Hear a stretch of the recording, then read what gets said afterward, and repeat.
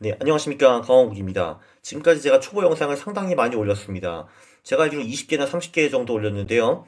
오늘부터는 초보자들이 어설프게 믿고 있는 그 믿음을 와장창 깨버리겠습니다. 그 깨는 것은 고통스러울지도 모르겠으나 이게 한번 깨져가지고 여러분들의 수익이 올라갈 겁니다. 자, 오늘의 꿈은 무엇이냐?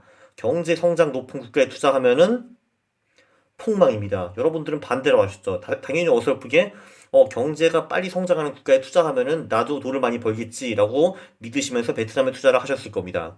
그러다가 망하셨죠. 그쵸? 자, 여기 그 리터라는 아저씨가 Is Economic Growth Good for Stocks라는 논문을 썼습니다. 2012년 논문이에요. 네, 이게 너무나도 당연한 얘기 같죠. 경제 성장 높은 국가에 투자하는 것이 좋다라는 것이. 왜냐면은 경제가 막 성장한다라면 주식시장도 당연히 커지고 수익률도 매우 좋겠다라고 생각을 하게 됩니다. 그렇기 때문에 소위 전문가들이 뭐 중국, 브릭스, 베트남 이런 데를 많이 추천을 한 걸로 알고 있고 실제로 그런 데 투자하신 분도 있는 걸로 알고 있습니다. 에휴. 네, 그 이번 논문은요, 19개 선진국, 그리고 15개 개발도상국의 주식 수익률과 경제 성장률을 비교 분석을 합니다. 핵심 결과부터 먼저 말씀드리면요, 선진국 19개국을 한번 보십시오. 거기 보시면은 호주부터 이제 남아공부터 맨 밑에 이태리까지 있는데, 그 1900년부터 2021년, 111년 역사를 봤는데요. 거기 이제 딱 중간에 보시면은 리얼 per capita GDP growth라는 것이 나옵니다. 그게 이제 실질 GDP 그 성장률이라고 보시면 되죠. 자, 그게 보시면은 그 가장 낮은 곳이 어디냐 하면 남아공인 것 같네요. 그 평균 1.13% 성장을 했고 가장 빠른 데가 일본 아니었나? 네, 그렇죠. 일본이 2.69%네요. 그리고 그 옆에 보시면은 민 리얼 지오메트릭 리턴이라고 한마디로 그 실질 주식 성장률이라고 보시면 됩니다. 그 한마디로 실질 그러니까 인플레이션을 빼고 투자자가 복리로 주식에 투자해서 얼마를 벌 수 있었나 이제 이런 건데요. 가장 높은 곳이 호주와 남아공이었죠. 7.2%입니다. 그리고 가장 낮았던 곳이 이태리 1.7%였네요. 그 나머지 국가들은 그 중간에 어딘가 있습니다. 자, 그런데 중요한 건 무엇이냐? 그 경제 성장률과 그 주식 수익률의 상관성은 마이너스 0.39로 나옵니다. 이제 그 밑에 제가 동그라미를 쳐놨죠. 자, 그러면 이게 무슨 말이냐 하면은 오히려 경제 성장이 높았던 국가가 수익은 더 떨어졌다라는 얘기입니다. 그러니까 오히려 성장을 낮은 국가만 골라가 찾아가지고 거기에 투자하는 것이 더 나을 뻔했습니다. 근데 이런 말씀 하실 수가 있죠. 아니, 자, 봐봐. 선진국은 경제 성장이 다 거기서 거기였잖아요. 100년 동안에 뭐 가장 못해도 1%였고, 뭐 가장 잘 나가도 2.7%니까 거의 차이가 없어. 라고 말씀하실 수가 있는데요. 그럼 개발도상국으로 넘어가 보겠습니다. 그것도 1988년부터 2011년 구간을 보는데요. 여기는 경제 성장률이 정말 천차만별입니다. 그 여기를 보시면은 그 가장 낮았던 데가 멕시코로 보이네요. 아니네. 여단이 0.9%, 멕시코가 1.2%였고요. 중국은 9.4%, 그리고 인도는 5.1% 성장했고, 우리나라도 꽤 괜찮습니다. 4.7%니까 이 15개국 중에서 3위를 했습니다. 자, 그리고 근데 그 옆에 보시면은 주식 수익률도 극명하게 다르다라는 걸 보실 수가 있어요. 근데 어라? 가장 많이 성장한 중국이 그 뭐야?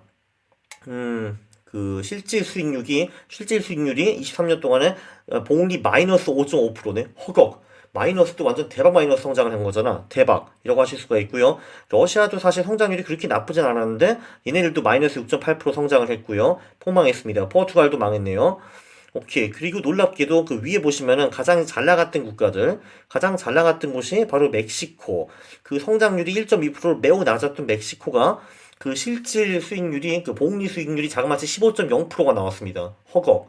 네, 칠레는 그래도 성장률이 높은 편이라 그렇다 치는데, 브라질과 아르헨티나도 개발도상국 치고는 성장률이 별로 안 좋았습니다. 그냥 복리 2% 정도 나왔는데, 그런데 네, 그 주식 실질 수익률은 야, 막 10.4%, 13.3%이 정도 나왔습니다. 굉장히 놀랐습니다. 그래서 개발도상국도 주식 수익률과 국가 성장률의 상관성이 0.4, 마이너스 0.41밖에 안 나왔습니다. 그렇게 여기도 개발도상국도 오히려 성장률이 낮은 곳에 투자하라라는 격언이 맞는 겁니다. 자, 근데 왜 그럴까요? 왜 중국 같은 국가의 주식 수익이 이렇게 개떡 같을까요? 자, 첫 번째. 투자자들도 그 나라 미래가 뛰어나다는 거는 이미 알고 있습니다. 그래서 이미 그 나라 주식이 비쌉니다. 그래서 퍼도 높고 PBR도 이미 높은 겁니다. 중국도 그렇고 인도도 그랬습니다. 그래서 그 기대에 조금이라도 못 미치면은 이 주식이 대폭락하는 겁니다. 왜냐면 어마어마한 기대가 이미 주식 가격이 들어있거든요. 자, 그리고 두 번째는 중요한 거는 시장 자체가 국가 자체가 성장하는 것이 아니라 주당 성장이 중요한 겁니다. 자, 예를 들면은 제가 어떤 주식을 샀는데 그 주식에 이익이 100억에서 200억으로 늘었어요. 매우 좋습니다. 자, 그런데 주식 수도 2배 늘었어요. 그럼 저한테 좋은 게 있습니까? 없습니까? 하나도 없습니다. 그쵸? 왜냐면은 그 200억을 한 2배의 그 주주들과 같이 나눠야 되잖아요. 그쵸? 아무짝에도 소용이 없습니다.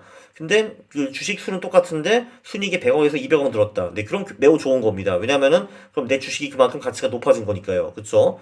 그리고 실제로 한국 같은 경우에도 IMF 전에는 주식을 많이 찍어내가지고, 그러니까 그 기업들이 돈이 많이 필요했기 때문에 주식을 찍어내가지고 기업에서 자금을 조달하고 그걸로 성장을 사실 많이 했습니다. 그래서 기존 주주들한테는 그게 좋았나 안 좋았나? 당연히 안 좋았죠. 그쵸? 선진국은 반대로 성장률은 그렇게 높지 않지만 배당을 오히려 많이 주고 그리고 자사주를 매입합니다. 그래서 오히려 남아있는 주식들의 가치가 높아지게 그렇게 배려를 하는 거죠. 자, 그리고 아무래도 빨리 자라는 국가, 개발도상국, 이런 데서 기업인들이 장난도 많이 씁니다. 그게 사실 우리나라 기업인들이 큰 존경을 못 받는 한 이유 중에 하나겠죠. 네, 이런 분들은 어떻게 생각하시냐면, 주주들한테 배당을 해서 부를 나눠준다니. 그게 도대체 무슨 말인가? 아니, 이 기업에 있는 돈은 다 내 돈 아닌가? 그래서 내 제국을 키워야지 미쳤다고 내가 주주들한테 돈을 주는가? 라고 생각하시는 분들이 한국에도 아직도 굉장히 많이 있습니다. 어떻게 아는가? 한국은 아직도 배당 성향이 너무나도 낮은 편이거든요. 대부분 선진국 같은 경우에는 순이익의 절반 정도를 배당을 하는데 한국은 제가 알기로는 20% 하나마나 그럴 겁니다. 삼성전자 한번 보세요. 배당 성향이 어떻게 되는지. 그리고 국가 성장이 주주한테 도움되는 냉정하게 살펴봅시다. 자, 성장을 할 수 있는 방법은 여러 개가 있죠. 노동을 더 많이 투입하면은 성장을 할 수가 있습니다. 주주한테는 도움이 안 됩니다. 뭐 그런 거는 사람 수를 늘리거나 노동 비중을 늘리거나 노동 자본이 증가한다거나 뭐 이런 건데 이거는 대체로 그 노동자들한테는 도움이 많이 되는데 주주한테는 별로 도움이 안 됩니다. 두 번째, 높은 저축률로 성장한다. 네, 그럼 많은 자본이 축적이 되고 그 자본이 기업에 투입이 되는 겁니다. 그거는 국가적으로 좋을 수도 있는데 이 자본은 대부분 새로운 스타트업이나 새로운 기업에 투입이 많이 되거나 아니면 기존 기업의 새로운 주식에 투입이 되는 겁니다. 그래서 기존 주주는 좋을 게 아무것도 없습니다. 기술 발전, 이거는 도움이 될 것 같죠. 그쵸? 네, 일단 그런 신기술을 만들었고, 그리고 거기에 초기에 들어가 있는 그 주주들한테는 매우 좋는데요. 근데 사실 경쟁이 제대로 돌아가는 그런 사회에서는 기술 발전이 주주들한테는 도움이 안 됩니다. 오히려 기업이 빡세지죠. 왜냐면 그 기술에 계속 애댑트하고 또 그 기술을 활용해가지고 뭘 만들어내고 이렇게 해야 되는데, 네, 그것만으로는 우리 기존 주주들이 부자가 될 수가 없습니다. 그거는 오히려 그러니까 신기술 만든 기업 주주와 소비자들한테는 도움이 많이 됩니다. 그런데 기존 주주는 노노노. 자, 그럼 기존 주주한테 도움이 되는 게 무엇이 있을까요? 자, 첫 번째. 배당을 안 준 돈을 수익률 높은 프로젝트에 재투자를 하는 겁니다. 그러니까 기업이 그 돈을 벌어가지고 그걸 배당을 할 수도 있고 안 할 수도 있잖아요. 자, 안 하는 돈에 대해서 이 안 하는 돈을 굉장히 훌륭한 프로젝트에 재투자를 해가지고 ROE가 매우 높게 나왔다. 그러면은 우리 기존 주주들이 돈을 버는 겁니다. very good. 그런데 이렇게 하는 기업들이 한국에 많을까요? 별로 없습니다.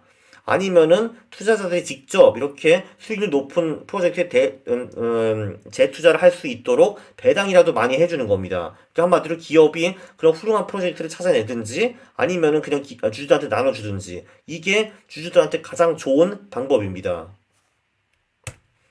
자, 그러면은 우리는 국가 성장률을 보는 게 아니고 뭘 봐야 할까요? 자, 첫 번째, 퍼랑 PBR을 봐야 됩니다. 미래 경제 성장이 중요한 게 아니라 지금 주식이 싼가 아닌가, 그게 훨씬 더 중요한 겁니다. 그래서 중국 같은 데가 성장률은 매우 높은데 퍼가 40이다, 50이다. 그러면은 빽 하는 겁니다. 러시아가 개똥 갖고 망할 것 같은데 퍼가 5야. 예, 그러면 들어갈만 합니다. 뭐 이런 거죠. 근데 퍼 같은 경우는 일시적으로 순이익이 부풀려졌을 수도 있으니까 몇 년 평균을 내는 거를 권장합니다. 자, 두 번째, 배당 성향 플러스 자사주 매입. 한마디로 돈을 벌어가지고 이 나라 대주주들이 배당을 많이 주는가 안 주는가. 이게 사실 매우 중요한 겁니다. 참고로 한국은 배당을 매우 안 주고 있죠. 그렇기 때문에 당연히 주식 수익이 매우 낮고 10년 동안 횡보하고 그런 거 아닌가 싶습니다. 에휴. 자, 세 번째, 자본 수익이 중요합니다. 조금 전에도 말씀드렸지만 중요한 거는 얘네들이 배당을 많이 주는가, 아니 그리고 배당을 안 주면은 그 돈을 제대로 불리는가, 좋은 프로젝트에 투자를 하는가, 자본 수익이 높은가 이런 거를 봐야 되는 겁니다. 그래서 경제 성장보다는 EPS, 그 주당 수익이 잘하나 안 잘하나 이런 거를 봐야 되고, 그리고 ROE가 높은가 안 높은가 이런 게 훨씬 더 중요합니다. 요약을 하면요, GDP 성장률이 높은 시장에 투자하자라는 그런 말은 안 맞는 정도가 아니라 그냥 완전히 틀립니다. 자, 제가 여러분의 꿈을 오늘 하나 깼습니다. 여러분들의 믿음을 깼어요. 네, 괜찮습니다. 그냥 이런 데 안 투자하시면 됩니다. 네, 또한 한국이 경제 성장률이 떨어진다고 많은 신문 잡지에서 걱정을 많이 하는데, 주식을 하는 사람 입장에서는 걱정할 게 하등 없다는 거를 말씀드리고 싶습니다. 자, 우리가 걱정할 거는 정작 딴 겁니다. 자, 고성장 국가 주식에 투자하면 망하는 이유는, 네, 조금 전에 말씀드렸죠. 높은 기대감, 그러니까 높은 높은 PBR인데, 국가가 고성장하면은 보통 노동자나 소비자한테는 좋은데, 기존 주주들한테는 되돌아오는 것이 별로 없다라고 말씀을 드렸고요. 국가가 성장하는 게 중요한 게 아니라 EPS, 주당 수익이 늘어야 됩니다. 조금 전에 왜 수익이 2배 늘었는데 주식도 2배 늘었다. 그럼 말짱 꽝이다 설명드렸죠. 그리고 이거보다 훨씬 더 중요한 거는 내가 이제 투자하는 그 시점에 퍼 PBR 이런 거는 한국이 지금 굉장히 낮습니다. 지금 거의 역대급 최저 수준이죠. 그거는 very good인데요. 자본 수익률 이거는 이것도 한국이 굉장히 낮습니다. 선진국과 비교해가지고 ROE나 ROA 이런 지표들이 현저히 떨어지고요. 배당 성향, 근데 이거는 한국이 거의 최악입니다. 그 선진국에 비해서 뭐 3분의 1 주나마나 지금 이 정도 수준이고요. 네, 그래서 한국을 보면은 퍼 PBR은 낮은데 자본 수익률도 개똥 같고 배당 성향도 개똥 같습니다. 자, 여기에 투자해야 될지 말아야 될지 그건 여러분들이 선택을 하시고요. 물론 투자를 하신다 결정하셨으면은 제 유튜브 영상을 보시면은 어떤 주식을 그나마 뽑으면은 잘 될지 그런 게 다 설명이 되어 있습니다. 네, 그러면은 다음 시간에 또 뵙겠습니다. 감사합니다.